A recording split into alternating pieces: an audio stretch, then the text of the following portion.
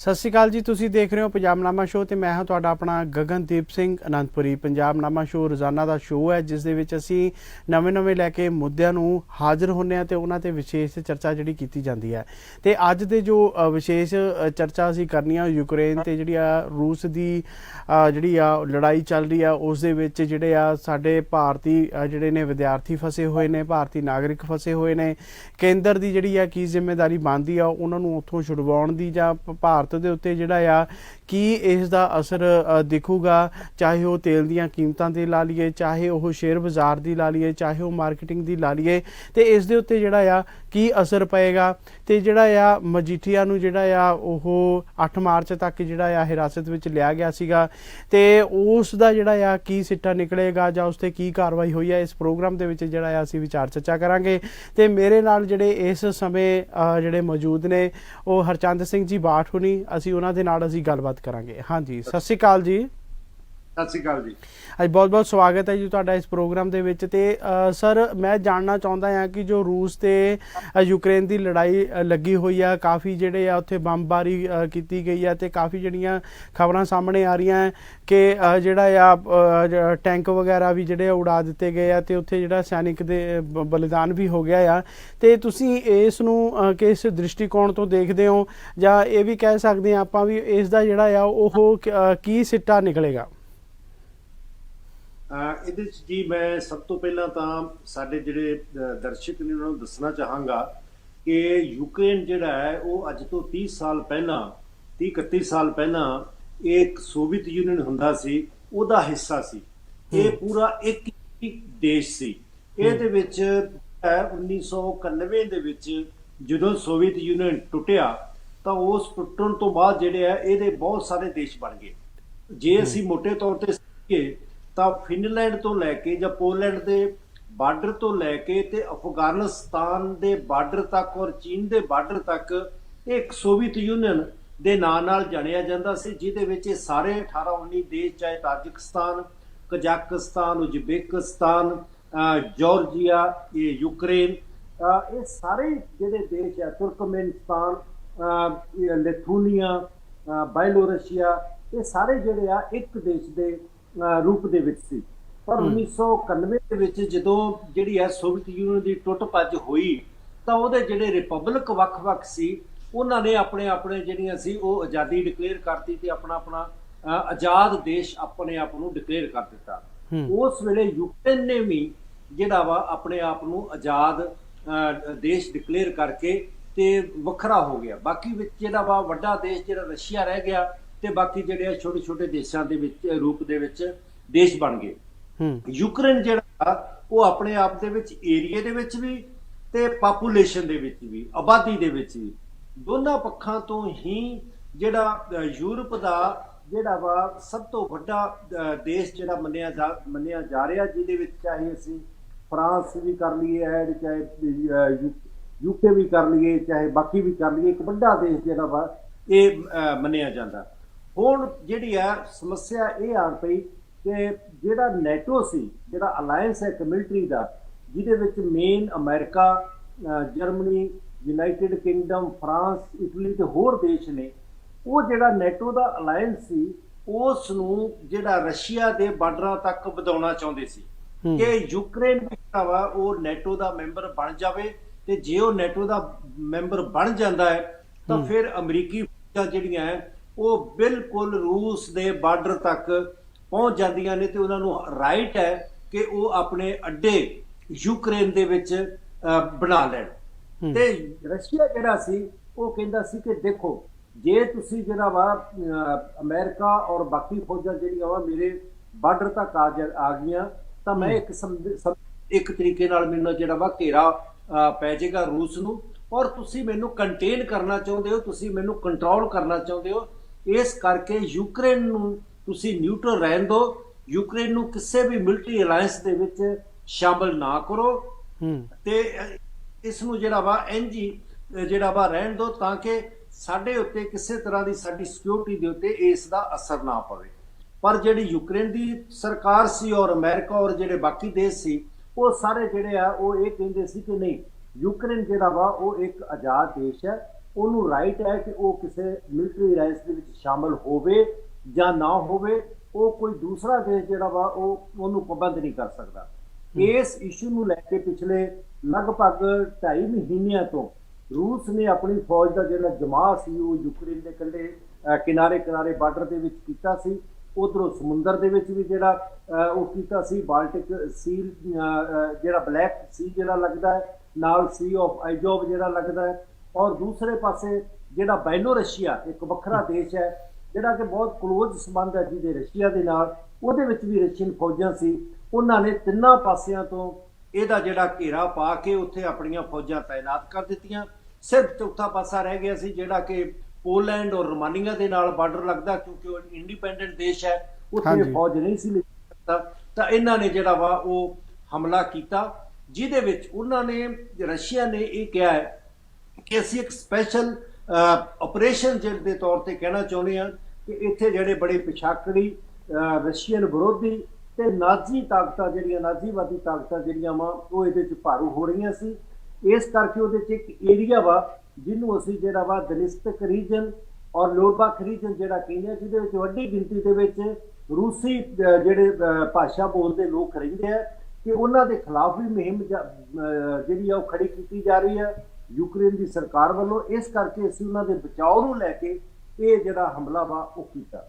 ਦੇਖੋ ਅੱਜ ਦੇ ਦੌਰ ਦੇ ਵਿੱਚ ਹਮਲਾ ਚਾਹੇ ਕਿਸੇ ਵੀ ਨਾਂ ਦੇ ਉੱਤੇ ਤੁਸੀਂ ਕਰੋ, ਇਹ ਹਮਲਾ ਜਿਹੜਾ ਵਾ ਇਹ ਜਸਟੀਫਾਈ ਜਿਹੜਾ ਨਹੀਂ ਹੋ ਸਕਦਾ। ਇਹਦੇ ਵਿੱਚੋਂ ਕੋਈ ਵੀ ਜਿਹੜੀ ਪਰਮਾਨੈਂਟ ਹੱਲ ਜਿਹੜਾ ਉਹ ਨਹੀਂ ਨਿਕਲਦਾ। ਔਰ ਉਸ ਦੇ ਵਿੱਚ ਹੁਣ ਦੇਖਦੇ ਆ ਕਿ ਅੱਜ ਦੀ ਜਿਹੜੀ ਰੀਸੈਂਟ ਖਬਰ ਹੈ, ਰਸ਼ੀਆ ਕਿਉਂਕਿ ਇੱਕ ਫੌਜੀ ਤੌਰ ਦੇ ਉੱਤੇ ਵੀ ਏਰੀਏ ਦੇ ਵਿੱਚ ਵੀ ਵੇਖੋ ਦੁਨੀਆ ਦੀ ਜਿਹੜੀ ਇੱਕ ਸਭ ਤੋਂ ਵੱਡੀ ਅਮਰੀਕਾ ਦੇ ਬਰਾਬਰ ਦੀ ਤਾਕਤ ਆ ਹਥਿਆਰਾਂ ਦੇ ਵਿੱਚ, ਤੇ ਯੂਕਰੇਨ ਦੇ ਵਿੱਚ ਜਿਹੜਾ ਵਾ ਛੋਟਾ ਦੇਸ਼ ਹੈ, ਫੌਜ ਵੀ ਉਹਦੀ ਇੰਨੀ ਜਿਹੜੀ ਸਟਰੋਂਗ ਨਹੀਂ ਹੈ।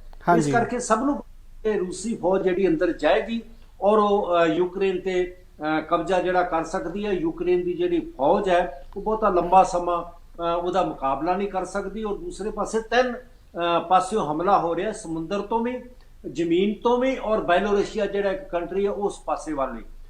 ਅੱਜ ਦੀ ਜਿਹੜੀ ਹੁਣ ਖਬਰ ਹੈ ਉਹ ਇਹ ਹੈ ਕਿ ਰੂਸੀ ਫੌਜਾਂ ਜਿਹੜੀਆਂ ਉਹ ਜਿਹੜੀ ਰਾਜਧਾਨੀ ਉਹਨਾਂ ਦੀ ਕੀਵ ਹੈ ਯੂਕਰੇਨ ਦੀ, ਉਹਦਾ ਜੇ ਨਾਲ ਲੱਗਦੀ 에ਅਰਫੀਲਡ ਹੈ ਉਹਦੇ ਤੇ ਵੀ ਕਬਜ਼ਾ ਕਰ ਲਿਆ। ਔਰ ਨਾਲ ਦੀ ਨਾਲ ਜਿਹੜਾ ਕੀਵ ਦਾ ਜਿਹੜਾ ਨੇਬਰਹੁੱਡ ਹੈ, ਜਿਹੜਾ ਆਲਾ ਦੁਆਲਾ ਵਾ, ਉੱਥੇ ਵੀ ਲੜਾਈ ਜਿਹੜੀ ਉਹ ਚੱਲ ਰਹੀ ਹੈ। ਇਸ ਕਰਕੇ ਜਿਹੜਾ ਹੁਣ CNN ਦੱਸ ਰਿਹਾ ਹੈ ਕਿ ਰੂਸੀ ਫੌਜਾਂ ਜਿਹੜੀਆਂ ਉਹ ਬਹੁਤ ਅਗਲੇ ਕੁਝ ਦਿਨਾਂ ਦੇ ਵਿੱਚ ਉੱਥੋਂ ਦੀ ਜਿਹੜੀ ਰਾਜਧਾਨੀ ਕੀਵ ਹੈ ਉਹਦੇ ਤੇ ਕਬਜ਼ਾ ਕਰ ਲੈਂਦਾ। ਤੇ ਆਪਾਂ ਸਾਰਿਆਂ ਨੂੰ ਪਤਾ ਸਰ, ਜੇ ਅਸੀਂ ਜੇ ਗੱਲ ਕਰੀਏ ਉਸ ਦੇ ਵਿੱਚ ਜਿਹੜੇ ਲੋਕ ਜਿਹੜੇ ਨੇ ਨਿਰਦੋਸ਼ ਫਸੇ ਹੋਏ ਨੇ, ਅਸੀਂ ਭਾਰਤੀ ਲੋਕਾਂ ਦੀ ਗੱਲ ਕਰੀਏ ਜਾਂ ਅਸੀਂ ਵਿਦਿਆਰਥੀਆਂ ਦੀ ਗੱਲ ਕਰੀਏ, ਤੇ ਕੇਂਦਰ ਸਰਕਾਰ ਅੱਗੇ ਜਿਹੜੇ ਆ ਉਹ ਜਿਹੜੇ ਵਿਦਿਆਰਥੀ ਉਹ ਗੁਹਾਰ ਲਗਾ ਰਹੇ ਨੇ ਕਿ ਜਿਹੜਾ ਸਾਨੂੰ ਇੱਥੋਂ ਕੱਢਿਆ ਜਾਵੇ। ਤੇ ਜਿਹੜਾ ਆ ਯੂਕਰੇਨ ਵੀ ਜਿਹੜਾ ਭਾਰਤ ਤੋਂ ਜਿਹੜੀ ਆ ਉਹ ਸਹਾਇਤਾ ਮੰਗੀ ਆ, ਇਸ ਦਾ ਅਸਰ ਜਿਹੜਾ ਆ ਭਾਰਤ ਦੇ ਉੱਤੇ ਕੀ ਦੇਖਣ ਨੂੰ ਮਿਲੇਗਾ? ਚਾਹੇ ਜੇ ਅਸੀਂ ਸ਼ੇਅਰ ਮਾਰਕੀਟ ਦੀ ਗੱਲ ਕਰੀਏ ਜਾਂ ਅਸੀਂ ਤੇਲ ਦੀ ਜਿਹੜੀ ਆ ਪੈਟਰੋਲ ਦੀ ਕੀਮਤਾਂ ਤੇ ਵੀ ਜਿਹੜਾ ਇਸ ਦਾ ਜਿਹੜਾ ਆ ਅਸਰ ਪੈਣ ਵਾਲਾ ਆ, ਤੇ ਤੁਸੀਂ ਇਸ ਪੱਖ ਨੂੰ ਤੁਸੀਂ ਕਿਵੇਂ ਦੇਖਦੇ ਹੋ?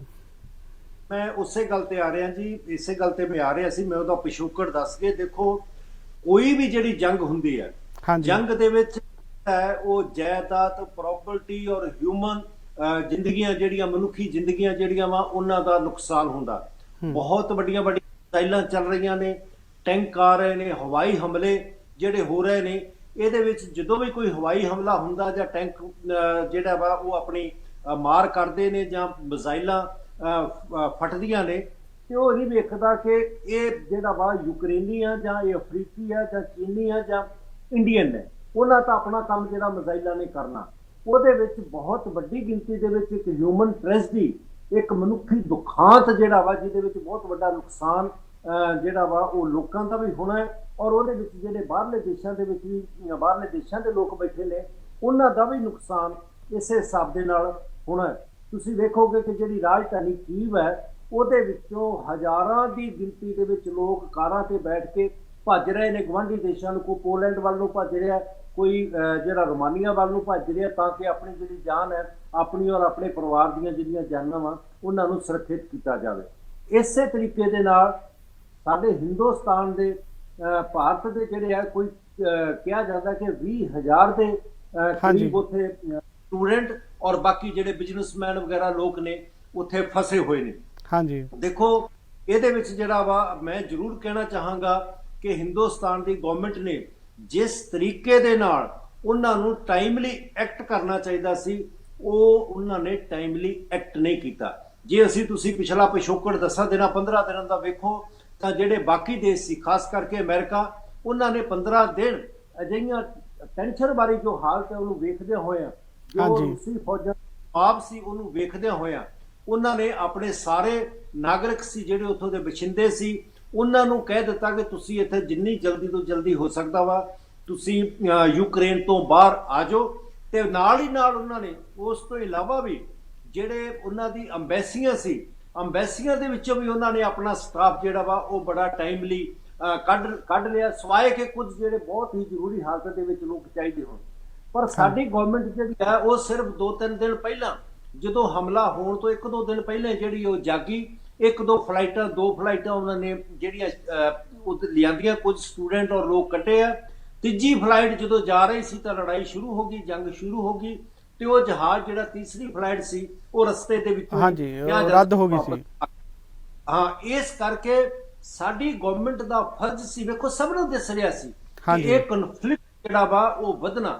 ਜਦੋਂ ਕਨਫਲਿਕਟ ਦੇ ਜਿਹੜੇ ਆ ਉਹ ਅਸਾਰ ਬਣ ਗਏ ਸੀ ਤਾਂ ਸਾਡੀ ਗਵਰਨਮੈਂਟ ਦਾ ਫਰਜ਼ ਬਣਦਾ ਸੀ ਕਿ ਉਹ ਅੱਜ ਤੋਂ 8 ਦਿਨ ਪਹਿਲਾਂ ਇਹ ਫਲਾਈਟਾਂ ਸ਼ੁਰੂ ਕਰ ਦੇ ਔਰ ਆਪਣੇ ਬਸ਼ਿੰਦਿਆਂ ਨੂੰ ਕਹਿੰਦੇ ਕਿ ਤਿਆਰ ਹੋ ਜਾਓ, ਇੱਥੇ ਕੁਝ ਨਾ ਕੁਝ ਜਿਹੜੀ ਹੈ ਉਹ ਟ੍ਰੈਜਡੀ ਹੋ ਸਕਦੀ ਹੈ, ਨੁਕਸਾਨ ਦਾ ਖਤਰਾ ਬਣਿਆ, ਇਸ ਕਰਕੇ ਅਸੀਂ ਤੁਹਾਡਾ ਪ੍ਰਬੰਧ ਕਰ ਰਹੇ ਹਾਂ, ਤੁਸੀਂ ਆ ਜਾਓ, ਜਦੋਂ ਹਾਲਾਤ ਠੀਕ ਹੋਣਗੇ ਉਦੋਂ ਅਸੀਂ ਤੁਹਾਨੂੰ ਜਿਹੜਾ ਵਾਪਸ ਉੱਥੇ। ਹਾਂਜੀ ਸਰ, ਕਈ ਸੋਸ਼ਲ ਮੀਡੀਆ ਤੇ ਜਿਹੜੀਆਂ ਵੀਡੀਓ ਦੇਖਣ ਨੂੰ ਮਿਲਦੀਆਂ ਕਿ ਜਿਹੜਾ ਉੱਥੇ ਦੇ ਸਟੂਡੈਂਟ ਨੇ ਉਹ ਲਗਾਤਾਰ ਵੀਡੀਓ ਪਰ ਡਾਲ ਰਹੇ ਨੇ ਕਿ ਜਿਹੜੇ ਆ ਅਸੀਂ ਇੱਥੇ ਆਉਣ ਵਾਸਤੇ ਜਿਹੜੇ ਆ ਮਜਬੂਰ ਹੈ ਕਿਉਂਕਿ ਸਾਡੇ ਕੋਲ ਜਿਹੜਾ ਪੈਸਾ ਵੀ ਨਹੀਂ ਹੈਗਾ, ਤੇ ਇਹ ਕੇਂਦਰ ਸਰਕਾਰ ਦਾ ਇੱਕ ਫਰਜ਼ ਵੀ ਬਣਦਾ ਸੀਗਾ ਵੀ ਜਿਹੜਾ ਉਹਨਾਂ ਨੂੰ ਉੱਥੋਂ ਇਸ ਸੰਕਟ ਦੀ ਸਥਿਤੀ 'ਚ ਜਿਹੜਾ ਕੱਢਣਾ ਸੀ। ਸੰਕਟ ਦੀ ਹਾਲਤ ਦੇ ਵਿੱਚ ਖਾਸ ਕਰਕੇ ਜਦੋਂ ਜੰਗ ਜਿਹੜੀ ਚੱਲ ਰਹੀ ਹੈ, ਜਦੋਂ ਲੜਾਈ ਦੋਨਾਂ ਪਾਸਿਆਂ ਤੋਂ ਚੱਲ ਰਹੀ ਹੈ, ਜਦੋਂ ਬੰਬਾਰਮੈਂਟ ਜਿਹੜੀ ਹੈ ਉਹ ਬਹੁਤ ਜ਼ੋਰਾਂ ਤੇ ਹੋ ਰਹੀ ਹੈ, ਤਾਂ ਉਸ ਵੇਲੇ ਇਹ ਹਾਲਾਤ ਬਣਦੇ ਨੇ ਕਿ ਰਾਸ਼ਨ ਤੇ ਵੀ ਜਿਹੜੀਆਂ ਵੱਡੀਆਂ ਲਾਈਨਾਂ ਲੱਗ ਜਾਂਦੀਆਂ ਨੇ, ਰਾਸ਼ਨ ਵੀ ਜਿਹੜਾ ਉਹਨਾਂ ਅਵੇਲੇਬਲ ਨਹੀਂ ਹੁੰਦਾ, ਪੈਸੇ ਤੇ ਲਿਮਟ ਲੱਗ ਜਾਂਦੀ ਹੈ ਕਿ ਪੈਸਾ ਵੀ ਤੁਸੀਂ ਜਿਹੜਾ ਇੰਨਾ ਵਿਡਰਾ ਕਰ ਸਕਦੇ ਹੋ, ਖਤਰਾ ਸਾਰੇ ਪਾਸੇ ਜਿਹੜਾ ਵਾ ਉਹ ਬਣਿਆ ਹੁੰਦਾ। ਇਹ ਤਾਂ ਜੰਗ ਦੇ ਜਿਹੜੇ ਆ ਉਹ ਸੰਭਵ ਜਿਹੜੇ ਆ ਜਾਂ ਨੈਚੁਰਲ ਕਹਿ ਦਈਏ ਇਹ ਨਤੀਜੇ ਨੇ, ਜਿੱਥੇ ਜੰਗ ਹੋਏਗੀ ਇਹ ਸਾਰਾ ਜਿਹੜਾ ਵਾ ਉਹ ਉਸ ਹਾਲਤਾਂ ਦੇ ਵਿੱਚ ਹੋਣਾ, ਇਹਦੇ ਚ ਕੋਈ ਜਿਹੜੀ ਆ ਉਹ ਸ਼ੱਕ ਵਾਲੀ ਗੱਲ ਨਹੀਂ ਗੀ। ਅਸੀਂ ਦੇਖਿਆ ਕਿ ਵੇਖੋ ਕੀ ਜਿਹੜਾ ਦੁਖਾਂਤ ਉੱਥੇ ਬਣਿਆ ਹੋਇਆ ਵਾ, ਕੋਈ ਕਿਤੇ ਵੀ ਕੋਈ ਜੰਗ ਹੋਏਗੀ ਤਾਂ ਇਹੋ ਜਿਹੇ ਹਾਲਾਤ ਜਿਹੜੇ ਆ ਉਹ ਬਣਨਗੇ। ਇਸ ਕਰਕੇ ਸਾਡਾ ਜਿਹੜਾ ਵਾ ਸਾਡੀ ਗਵਰਨਮੈਂਟ ਦਾ ਇਹ ਫਰਜ਼ ਬਣਦਾ ਸੀ, ਜਿਹੜਾ ਮੈਂ ਕਹਿ ਰਿਹਾ ਕਿ ਉਹ ਜਿਹੜਾ ਵਾ ਸਮੇਂ ਸਿਰ ਇਹ ਸਟੈਪ ਲੈਂਦੇ, ਇਹ ਕਦਮ ਚੁੱਕਦੇ ਤਾਂ ਕਿ ਸਾਡੇ ਲੋਕਾਂ ਨੂੰ ਜਿਹੜਾ ਵਾਪਸ ਲਿਆਂਦਾ ਜਾ ਸਕੇ। ਦੂਸਰੀ ਗੱਲ ਜਿਹੜੀ ਹੈ, ਦੇਖੋ ਹੁਣ ਉੱਥੇ ਬਿਲਕੁਲ ਫਲਾਈਟਾਂ ਜਿਹੜੀਆਂ ਵਾ ਬੰਦ ਹੈ, ਕੋਈ ਵੀ ਬਾਹਰ ਦੀ ਫਲਾਈਟ ਜਿਹੜੀ ਆ ਉਹ ਮਤਲਬ ਉੱਥੇ ਉਤਰਨਾ ਤੱਕ ਹੀ ਹੈ, ਉਹਦੇ ਜਿਹੜੇ ਅਸਮਾਨ ਦੇ ਉੱਪਰੋਂ ਨਹੀਂ ਲੰਘ ਸਕਦੀ। ਉਹ ਜਿਹੜੇ ਸਕਾਈ ਜਿਹਨੂੰ ਕਹਿ ਦਈਏ ਸੀ ਕਿ ਉਹ ਬਿਲਕੁਲ ਕਲੋਜ਼ ਕੀਤੇ ਨੇ, ਕਿਸੇ ਤਰ੍ਹਾਂ ਦੀ ਕੋਈ ਫਲਾਈਟ ਦੀ ਕਿਸੇ ਤਰ੍ਹਾਂ ਦੀ ਵੀ ਜਿਹੜੀ ਕੋਈ ਮੂਵਮੈਂਟ ਨਹੀਂ ਹੈ, ਸਵਾਏ ਕਿ ਜਿਹੜੇ ਜੰਗੀ ਹੈਲੀਕਾਪਟਰ ਤੇ ਜੰਗੀ ਜਹਾਜ਼ ਜਿਹੜੇ ਆ ਉਹ ਉੱਡ ਰਹੇ ਆ।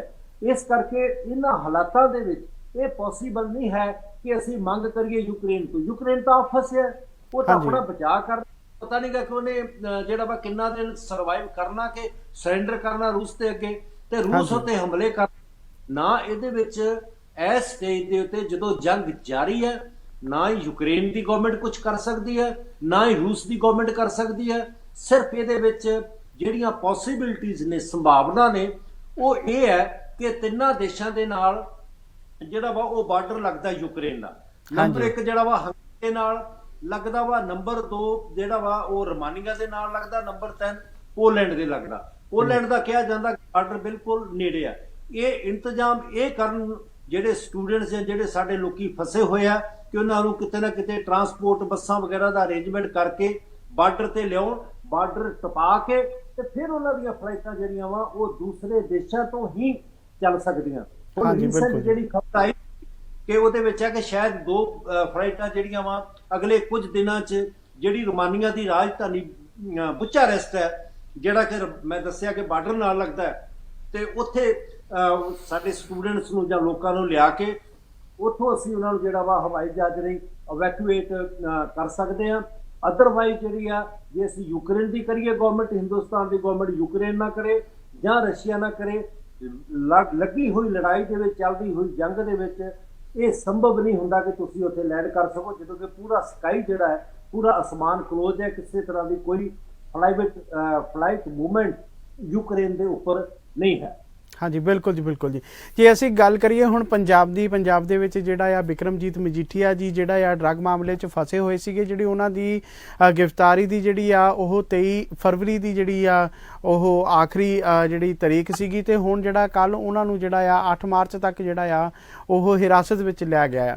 ਤੇ ਇਸ ਦੇ ਬਾਰੇ ਤੁਸੀਂ ਕੀ ਕਹਿਣਾ ਚਾਹੋਗੇ, ਜਾਂ ਮਤਲਬ ਕੀ ਜਿਹੜਾ ਆ ਸਾਰਾ ਪ੍ਰੋਸੈਸ ਹੈ, ਜਾਂ ਉਸ ਤੋਂ ਜਿਹੜੀ ਆ ਕੱਲ ਪੁੱਛਗਿੱਛ ਕੀਤੀ ਗਈ ਹੈ ਤੇ ਕੀ ਉਹਦੇ ਵਿੱਚ ਜਿਹੜੀ ਆ ਬਿਆਨਬਾਜ਼ੀ ਸਾਹਮਣੇ ਆਈ ਆ, ਜਾਂ ਇਹ ਵੀ ਕਹਿ ਸਕਦੇ ਆ ਕਿ ਜਿਹੜਾ ਆ ਅੱਗੇ ਜਿਹੜਾ ਆ ਉਹਦਾ ਕੀ ਪ੍ਰੋਸੈਸ ਚੱਲੇਗਾ, ਤੇ ਜਿਹੜੀ ਆ ਇਹ 8 ਤਰੀਕ ਤੱਕ ਜਿਹੜੀ ਆ ਉਹਨਾਂ ਨੂੰ ਹਿਰਾਸਤ ਵਿੱਚ ਰਹਿਣਾ ਪਏਗਾ, ਤੇ ਕਿਸ ਤਰ੍ਹਾਂ ਦੇ ਜਿਹੜੇ ਆ ਉਹਨਾਂ ਦੇ ਆਸਾਰ ਬਣੇ ਹੋਣਗੇ?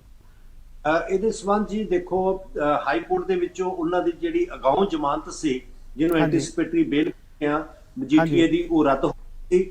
ਉਹ ਸੁਪਰੀਮ ਕੋਰਟ ਦੇ ਵਿੱਚ ਗਏ। ਸੁਪਰੀਮ ਕੋਰਟ ਨੇ ਉਹਨਾਂ ਨੂੰ ਜਿਹੜਾ ਵਾ 23 ਫਰਵਰੀ ਤੱਕ ਪ੍ਰੋਟੈਕਟ ਕੀਤਾ, ਤੇ ਨਾਲ ਕਿਹਾ ਕਿ 24 ਤਰੀਕ ਨੂੰ ਤੁਸੀਂ ਜਿਹੜੀ ਟ੍ਰਾਇਲ ਕੋਰਟ ਹੈ ਜਿੱਥੇ ਕੇਸ ਚੱਲਣਾ ਹੈ ਉੱਥੇ ਜਾ ਕੇ ਤੇ ਸਰੈਂਡਰ ਕਰੋ, ਪੇਸ਼ ਹੋ ਜਾਓ। ਉਸ ਆਦੇਸ਼, ਸੁਪਰੀਮ ਕੋਰਟ ਦੇ ਆਦੇਸ਼ ਦੇ ਮੁਤਾਬਕ 24 ਤਰੀਕ ਨੂੰ ਉਹ ਪੇਸ਼ ਹੋ ਗਏ। ਪੇਸ਼ ਹੋਣ ਤੋਂ ਬਾਅਦ ਜਿਹੜੀ ਅਦਾਲਤ ਸੀ ਉਹਨੇ ਉਹਨਾਂ ਨੂੰ ਜੁਡੀਸ਼ੀਅਲ ਕਸਟਡੀ ਦੇ ਵਿੱਚ ਜਿਹੜਾ ਭੇਜ ਦਿੱਤਾ। ਉਹਦਾ ਮੈਡੀਕਲ ਵਗੈਰਾ ਹੋਇਆ, ਜੋ ਕਿ ਫਾਰਮੈਲਿਟੀਜ਼ ਨੇ। ਕਿਸੇ ਵੀ ਬੰਦੇ ਨੂੰ ਜਦੋਂ ਅਰੈਸਟ ਕੀਤਾ ਜਾਂਦਾ ਹੈ ਤਾਂ ਉਹਦਾ ਮੈਡੀਕਲ ਵਗੈਰਾ ਕਰਾ ਕੇ ਬਾਕੀ ਫਾਰਮੈਲਿਟੀਜ਼ ਪੂਰੀਆਂ ਕਰਕੇ ਉਹਨਾਂ ਨੂੰ ਜਿਹੜਾ ਵਾ ਉਹ ਜੁਡੀਸ਼ੀਅਲ ਕਸਟਡੀ ਦੇ ਵਿੱਚ ਜਾਂ ਕਹਿ ਦੋ ਜੇਲ੍ਹ ਦੇ ਵਿੱਚ ਭੇਜ ਦਿੱਤਾ। ਹੁਣ ਇਸ ਤੋਂ ਹੈਰਾਨੀ ਵਾਲੀ ਗੱਲ ਇਹ ਹੈ ਕਿ ਜਦੋਂ ਉਹਦਾ ਜਿਹੜੀ ਜ਼ਮਾਨਤ ਦਾ ਕੇਸ ਸੈਸ਼ਨ ਕੋਰਟ 'ਚ ਵੀ ਚੱਲਿਆ, ਮੋਹਾਲੀ ਦੇ ਵਿੱਚ ਚੱਲਿਆ, ਫਿਰ ਹਾਈ ਕੋਰਟ ਦੇ ਵਿੱਚ ਚੱਲਿਆ, ਫਿਰ ਸੁਪਰੀਮ ਕੋਰਟ ਦੇ ਵਿੱਚ ਚੱਲਿਆ, ਵੱਡੇ ਵੱਡੇ ਪੰਜਾਬ ਸਰਕਾਰ ਨੇ ਵਕੀਲ ਕੀਤੇ, ਚਿਦੰਬਰਮ ਵਰਗੇ ਤੇ ਹੋਰ ਕੀਤੇ, ਔਰ ਉਹ ਇੱਕੋ ਹੀ ਉਹਨਾਂ ਦੇ ਸੀ ਕਿ ਅਸੀਂ ਜਿਹੜਾ ਵਾ ਇਹਦੀ ਕਸਟੋਡੀਅਲ ਇੰਟਰੋਗੇਸ਼ਨ ਸਾਨੂੰ ਚਾਹੀਦੀ ਹੈ ਕਿ ਕਿੱਥੋਂ ਆਇਆ, ਕਿੱਥੋਂ ਆਇਆ, ਕਿੱਥੋਂ ਡਰੱਗਸ ਆਈਆਂ, ਕੀ ਲਿੰਕ ਸੀ, ਕੀ ਸਾਰਾ ਕੁਝ ਸੀ। ਉਹਦੇ ਲਈ ਹਰਾਸਤੀ ਜਿਹੜੀ ਅਸੀਂ ਪੁੱਛਗਿੱਛ ਉਹਨਾਂ ਤੋਂ ਕਰਨੀ ਆ, ਇਸ ਕਰਕੇ ਇਹਦੀ ਬੇਲ ਨਾ ਦਿੱਤੀ ਜਾਵੇ ਤੇ ਇਹਦੀ ਬੇਲ ਡਿਸਮਿਸ ਕੀਤੀ ਜਾਵੇ। ਹੁਣ ਜਦੋਂ ਕੱਲ ਪੇਸ਼ ਹੋਏ ਨੇ ਤਾਂ ਪੁਲਿਸ ਨੇ ਕੋਈ ਵੀ ਐਪਲੀਕੇਸ਼ਨ ਉਸ ਕੋਰਟ ਦੇ ਵਿੱਚ ਨਹੀਂ ਦਿੱਤੀ ਕਿ ਸਾਨੂੰ ਇਹਦਾ ਜਿਹੜਾ ਵਾ ਉਹ ਜਿਸਮਾਨੀ ਰਿਮਾਂਡ ਚਾਹੀਦਾ ਹੈ, ਕਿ ਸਾਨੂੰ ਕਸਟੋਡੀਅਲ ਇੰਟਰੋਗੇਸ਼ਨ ਕਰਨੀ ਆ। ਇਸ ਕਰਕੇ ਇਹਨੂੰ ਜਿਹੜਾ ਵਾ ਉਹ ਇਨਵੈਸਟੀਗੇਟਿਵ ਏਜੰਸੀ ਜਿਹੜੀ ਆ ਉਹਦੇ ਹਵਾਲੇ ਕੀਤਾ ਜਾਵੇ, ਤੇ ਇਹਦੀ 2 ਦਿਨ ਦੀ ਜਾਂ 4 ਦਿਨ ਦੀ ਸਾਨੂੰ ਕਸਟਡੀ ਦਿੱਤੀ ਜਾਵੇ, ਤਾਂ ਕਿ ਅਸੀਂ ਜਿਹੜੀ ਆ ਪੁੱਛਗਿੱਛ ਕਰਕੇ ਸੱਚਾਈ ਸਾਹਮਣੇ ਲਿਆ ਸਕੀਏ। ਹੁਣ ਇਸ ਤੋਂ ਇਹ ਲੱਗਦਾ ਕਿ ਇਹ ਜਿਹੜੀਆਂ ਸਾਰੀਆਂ ਥੱਲੇ ਰੌਲਾ ਗੋਲਾ ਚੱਲ ਰਿਹਾ ਸੀ, ਇਹਨਾਂ ਕਿਹਾ ਕਰਨਾ, ਇਹ ਕਰਨਾ, ਇਹ ਸਿਰਫ ਇਲੈਕਸ਼ਨਾਂ ਕਰਕੇ ਚੱਲ ਰਿਹਾ ਸੀ, ਤੇ ਇਹਨਾਂ ਨੂੰ ਪੰਜਾਬ ਗਵਰਨਮੈਂਟ ਨੂੰ ਇਹ ਲੱਗ ਰਿਹਾ ਸੀ ਕਿ ਅਸੀਂ ਇਹਨਾਂ ਨੂੰ ਅੰਦਰ ਸੁੱਟ ਦੇਵਾਂਗੇ, ਜੇਲ੍ਹ 'ਚ ਪਾ ਦੇਵਾਂਗੇ, ਇਸ ਕਰਕੇ ਆਪਣਾ ਪ੍ਰਚਾਰ ਵਗੈਰਾ ਨਹੀਂ ਕਰਨਗੇ। ਔਰ ਅਕਾਲੀ ਪਾਰਟੀ ਨੂੰ, ਖਾਸ ਕਰਕੇ ਮਜੀਠੇ ਨੂੰ ਔਰ ਮਾਝੇ ਸਾਰੇ ਏਰੀਏ ਦੇ ਵਿੱਚ ਇੱਕ ਕੰਪੇਨ ਜਿਹੜੀ ਆ ਚੋਣ ਮੁਹਿੰਮ ਤੇ ਅਸਰ ਪਾਏਗਾ। ਸਰ ਜੀ, ਅਸੀਂ ਇੱਕ ਜਿਹੜਾ ਇਹ ਸਮਾਂ ਸਾਡੇ ਕੋਲ ਸੀਮਤ ਹੈ, ਇੱਕ ਛੋਟਾ ਜਿਹਾ ਸਵਾਲ ਮੈਂ ਤੁਹਾਨੂੰ ਕਰਨਾ ਚਾਹਾਂਗਾ ਕਿ ਜੇ 10 ਮਾਰਚ ਨੂੰ ਅਕਾਲੀ ਦਲ ਦੁਬਾਰਾ ਮੁੜ ਸੱਤਾ ਦੇ ਵਿੱਚ ਆਉਂਦੀ ਹੈ ਤੇ ਇਸ ਨੂੰ ਤੁਸੀਂ ਕਿਵੇਂ ਦੇਖਦੇ ਹੋ? ਜੇ ਦੁਬਾਰਾ ਕਾਂਗਰਸ ਰਹਿੰਦੀ ਹੈ ਤਾਂ ਇਹਨੂੰ ਸਿਆਸੀ ਸਟੰਟ ਸਮਝਿਆ ਜਾਵੇ? ਮੈਂ ਦੇਖੋ ਕਨਕਲੂਡ ਕਰ ਰਿਹਾ ਸੀ, ਮੈਂ ਇਹੀ ਕਹਿ ਰਿਹਾ ਸੀ ਕਿ ਲੱਗ ਰਿਹਾ ਸੀ ਕਿ ਇਹ ਸਿਰਫ ਜਿਹੜਾ ਵਾ ਇੱਕ ਚੋਣ ਦੇ ਵਰਤੋਂ ਜਿਹੜਾ ਵਾ ਉਹ ਕੀਤਾ ਗਿਆ, ਚੋਣ ਸਟੰਟ ਸੀ। ਹੁਣ ਜਦੋਂ ਚੋਣ ਖਤਮ ਹੋ ਗਈ, ਹੁਣ ਉਹਨਾਂ ਨੂੰ ਕੋਈ ਇੰਟਰਸਟ ਨਹੀਂ ਹੈ ਕਿ ਇਹ ਜੇਲ੍ਹ ਦੇ ਵਿੱਚ ਰਹਿੰਦਾ ਜਾਂ ਜੇਲ੍ਹ ਤੋਂ ਬਾਹਰ ਆਉਂਦਾ। ਉਹਦੀ ਜ਼ਮਾਨਤ ਦੀ ਅਰਜੀ ਦੀ ਅੱਜ ਸੁਣਵਾਈ ਸੀ, ਔਰ ਜੋ ਹੁਣ ਰੀਸੈਂਟ ਜਿਹੜੀ ਆ ਕੁਝ ਮਿੰਟ ਪਹਿਲਾਂ ਇਨਫੋਰਮੇਸ਼ਨ ਮਿਲੀ ਹੈ ਉਹਦੇ ਮੁਤਾਬਕ ਆ ਕਿ ਉਹਨਾਂ ਦੀ ਜ਼ਮਾਨਤ ਦੀ ਅਰਜੀ ਜਿਹੜੀ ਹੈ ਉਹ ਐਕਸੈਪਟ ਕਰ ਲਈ ਆ, ਮਨਜ਼ੂਰ ਕਰ ਲਈ ਆ ਟ੍ਰਾਇਲ ਕੋਰਟ ਮੋਹਾਲੀ ਨੇ। ਪਰ ਮੈਂ ਦੱਸ ਦਵਾਂ ਕਿ ਇਹ ਅਜੇ ਮੁੱਢਲੀ ਖਬਰ ਹੈ, ਇਹਨੂੰ ਕਨਫਰਮ ਜਿਹੜੀ ਆ ਅਸੀਂ ਥੋੜੀ ਦੇਰ ਤੱਕ ਕਨਫਰਮ ਹੋ ਜਾਏਗੀ, ਇਸ ਕਰਕੇ ਇਹਨੂੰ 100% ਕਨਫਰਮ ਨਾ ਸਮਝਿਆ ਜਾਵੇ। ਜਿਹੜੀ ਹੁਣ ਜਸਟ ਆਈ ਨੇ ਉਹਦੇ ਵਿੱਚ ਇਹ ਕਿਹਾ ਗਿਆ ਕਿ ਉਹਨਾਂ ਦੀ ਜ਼ਮਾਨਤ ਜਿਹੜੀ ਮਨਜ਼ੂਰ ਹੋ ਗਈ ਹੈ। ਜੇ ਉਹਨਾਂ ਦੀ ਜ਼ਮਾਨਤ ਹੋ ਗਈ ਆ ਤਾਂ ਇਹਦਾ ਮਤਲਬ ਹੈ ਕਿ ਉਹ ਕੱਲ ਨੂੰ ਜਿਹੜਾ ਵਾ ਉਹ ਜੇਲ੍ਹ ਦੇ ਵਿੱਚੋਂ ਬਾਹਰ ਆ ਸਕਦੇ ਆ, ਔਰ ਉਸ ਤੋਂ ਬਾਅਦ ਕਿਹਦੀ ਸਰਕਾਰ ਬਣਦੀ ਹੈ, ਕਾਂਗਰਸ ਦੀ ਬਣਦੀ ਆ, ਅਕਾਲੀਆਂ ਦੀ ਬਣਦੀ ਆ, ਆਪ ਦੀ ਬਣਦੀ ਆ, ਤਾਂ ਕਿਸੇ ਨੂੰ ਵੀ ਇਸ ਕੇਸ ਦੇ ਵਿੱਚ ਕੋਈ ਦਿਲਚਸਪੀ ਨਹੀਂ ਰਹਿਣੀ ਹੈ ਤੇ ਕੇਸ ਜਿਹੜਾ ਵਾ ਖੁਰਦ-ਬੁਰਦ ਇੰਝ ਹੀ ਹੋਏਗਾ। ਜਿਸ ਕੰਮ ਲਈ ਉਹਨੂੰ ਅੰਦਰ ਭੇਜਣਾ ਸੀ ਉਹ ਕੰਮ ਉਹ ਹੋ ਗਿਆ। ਇਲੈਕਸ਼ਨ ਦੇ ਵਿੱਚ ਕੰਪੇਨ ਕਰ ਗਿਆ, ਇਲੈਕਸ਼ਨ ਵੀ ਉਹਨੇ ਸਿੱਧੂ ਦੇ ਖਿਲਾਫ ਲੜ ਗਈ। ਬਾਕੀ ਹੁਣ ਕਿਸੇ ਨੂੰ ਉਹਦੇ ਇੰਟਰਸਟ ਨਹੀਂ ਹੈ। ਠੀਕ ਹੈ ਜੀ, ਠੀਕ ਹੈ ਜੀ, ਠੀਕ ਹੈ ਜੀ। ਬਹੁਤ ਬਹੁਤ ਧੰਨਵਾਦ ਬਾਠ ਸਾਹਿਬ, ਜਿਹੜਾ ਤੁਸੀਂ ਸਾਡੇ ਪ੍ਰੋਗਰਾਮ ਦੇ ਵਿੱਚ ਸ਼ਮੂਲੀਅਤ ਕੀਤੀ ਹੈ ਤੇ ਜਿਹੜਾ ਆ ਯੂਕਰੇਨ ਦੇ ਮਸਲਿਆਂ ਦੇ ਉੱਤੇ ਜਿਹੜੀ ਆ ਤੁਸੀਂ ਸਾਡੇ ਨਾਲ ਜਿਹੜੀ ਆ ਸਾਂਝ ਪਾਈ ਆ। ਤੇ ਹੁਣ ਆਉਣ ਵਾਲਾ ਸਮਾਂ ਹੀ ਦੱਸੇਗਾ ਕਿ ਜਿਹੜਾ ਆ ਰਸ਼ੀਆ ਤੇ ਯੂਕਰੇਨ ਦੀਆਂ ਜਿਹੜੀਆਂ ਸਥਿਤੀਆਂ ਉੱਥੇ ਜਿਹੜੀ ਵਾਰ ਚੱਲਦੀ ਪਈ ਆ ਉਸ ਦੇ ਜਿਹੜੇ ਹਾਲਾਤ ਉਹ ਕਿੱਦਾਂ ਨਜਿੱਠਣਗੇ, ਚਾਹੇ ਆਪਸੀ ਸਮਝੌਤਾ ਹੋਏਗਾ ਤੇ ਚਾਹੇ ਅਸੀਂ ਗੱਲ ਕਰੀਏ ਬਿਕਰਮਜੀਤ ਮਜੀਠੀਆ ਦੀ ਜਿਹੜਾ ਆ ਇੱਕ ਸਿਆਸੀ ਸਟੰਟ ਜਿਹੜਾ ਦੁਬਾਰਾ ਕੀਤਾ ਗਿਆ ਸੀਗਾ ਕਿ ਸਿਰਫ ਨਸ਼ੇ ਦੀ ਜਿਹੜੀ ਆ ਲੱਕ ਤੋੜਨ ਦੀ ਗੱਲ ਕੀਤੀ ਸੀਗੀ ਕਿ ਉਹਨਾਂ ਨੂੰ ਜਿਹੜਾ ਆ ਜੇਲ੍ਹ ਦੇ ਵਿੱਚ ਪਾਉਣਾ, ਤੇ ਜਾਂ ਫਿਰ ਜਿਹੜਾ ਹੋਰ ਕੀ ਖੁਲਾਸੇ ਹੋਣਗੇ ਤੁਹਾਨੂੰ ਇਸ ਪ੍ਰੋਗਰਾਮ ਦੇ ਵਿੱਚ ਜਿਹੜਾ ਅਸੀਂ ਲਗਾਤਾਰ ਅਪਡੇਟ ਕਰਦੇ ਰਵਾਂਗੇ। ਤੇ ਹੁਣ ਜਿਹੜਾ ਸਾਡੇ ਸ਼ੋਅ ਦਾ ਸਮਾਂ ਸਮਾਪਤ ਹੈ ਤੇ ਮੈਂ ਇਜਾਜ਼ਤ ਲੈਣਾ ਆ ਹਰਚੰਦ ਸਿੰਘ ਜੀ ਬਾਠ ਹੋਰਾਂ ਕੋਲੋਂ ਤੇ ਆਪਣੇ ਦਰਸ਼ਕਾਂ ਕੋਲੋਂ। ਇੱਕ ਨਵਾਂ ਪ੍ਰੋਗਰਾਮ ਤੇ ਨਵੇਂ ਜਿਹੜੀਆਂ ਖਬਰਾਂ ਦੀਆਂ ਜਿਹੜੀਆਂ ਘਟਨਾਵਾਂ ਦੀਆਂ ਜਿਹੜੀਆਂ ਗਤੀਵਿਧੀਆਂ ਲੈ ਕੇ ਇਸ ਪ੍ਰੋਗਰਾਮ 'ਚ ਹਾਜ਼ਰ ਹੋਵਾਂਗੇ। ਉਦੋਂ ਤੱਕ ਸਤਿ ਸ੍ਰੀ ਅਕਾਲ।